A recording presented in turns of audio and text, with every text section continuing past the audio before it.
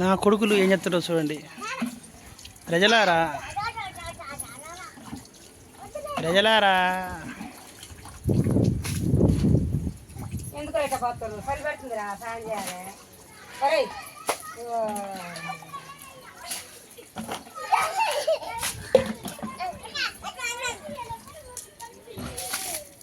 వీళ్ళొద్దురా నా కొడుకులు చల్లకూడదని.